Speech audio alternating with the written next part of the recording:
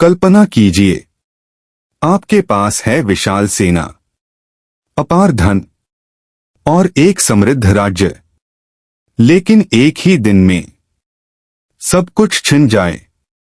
23 जून 1757 प्लासी का मैदान, जहां तलवारों से ज्यादा खतरनाक साबित हुआ विश्वासघात। बंगाल का नवाब सिराजुद्दौला, युवा, उग्र लेकिन आत्मविश्वासी।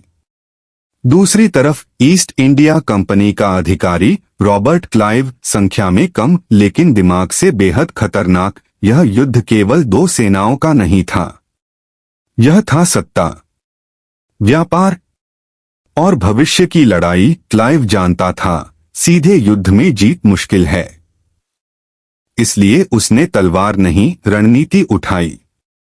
नवाब के ही सेनापति मीर जाफर, सिंहासन की लालसा और गुप्त समझौते की स्याही। एक कागज, एक वादा और इतिहास की दिशा बदलने वाली साजिश। लेकिन सवाल ये है, क्या सिराजुद्दौला को अंदाजा था कि उसके अपने ही लोग उसकी हार लिख चुके हैं? युद्ध शुरू होने से पहले ही परिणाम तय हो चुका था।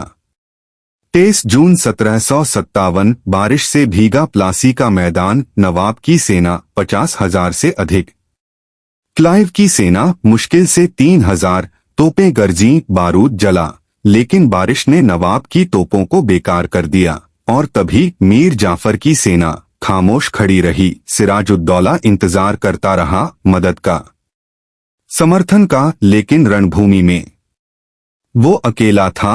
कुछ ही घंटों में विजय हार में बदल गई। नवाब भागने को मजबूर हुआ और क्लाइव विजेता बनकर उभरा। लेकिन ये केवल एक युद्ध की हार नहीं थी, यह था भारत में ब्रिटिश सत्ता की नींव। प्लासी के बाद ईस्ट इंडिया कंपनी अब व्यापारी नहीं रही, वो बन चुकी थी शासक। धन, कर, सेना सब धीरे धीरे कंपनी के हाथों में जाने लगा। एक बारिश, एक विश्वासघात और एक युद्ध जिसने भारत की किस्मत बदल दी। लेकिन असली सवाल ये है, अगर मीर जाफर ने साथ दिया होता तो क्या इतिहास अलग होता?